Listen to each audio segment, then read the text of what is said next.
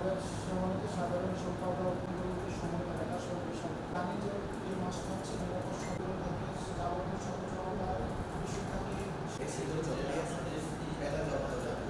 সচেতনতা কর্মবিরতি ছিল, সেই সময়টা নিষ্ক্রিয় ছিল।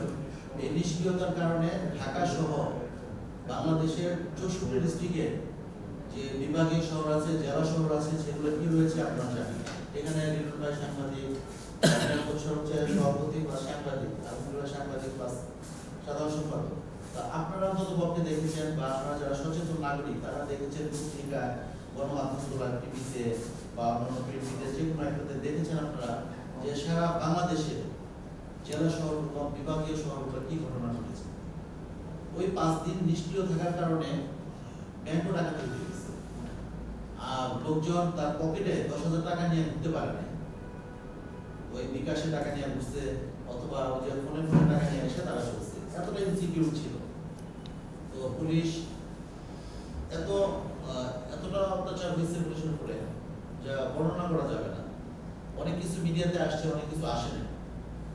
তারপরও পুলিশ তার পেশাদারিত্বের খাতিরে, তাদের বিবেকের তাড়নায় তারা কর্মক্ষেত্রে আবার যোগদান করছে এবং সমস্ত কিছু ভুলে আবার সে নতুন স্পৃহা নিয়ে কাজ শুরু করেছে, যার কারণে বন্ধ হয়েছে।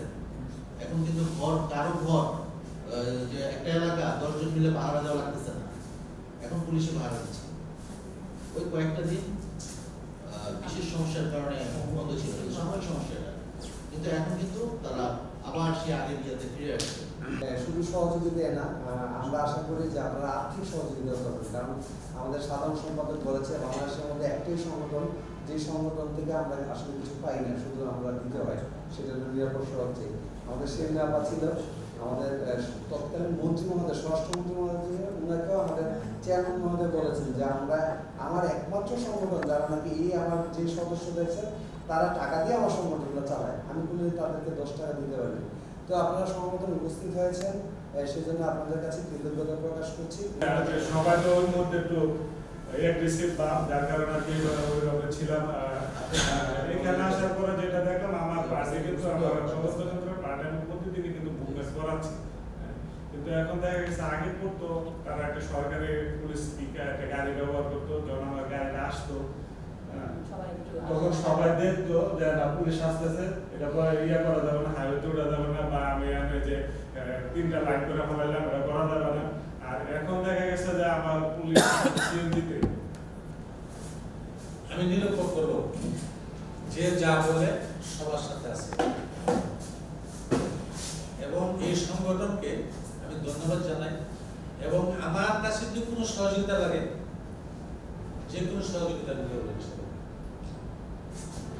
এবং আপনারা অনেক কিছু পালন করবেন। একটাতে বললাম যে আমি নিরপেক্ষ লোক, আমার কোনো ঝামেলা নেই, আমি সবার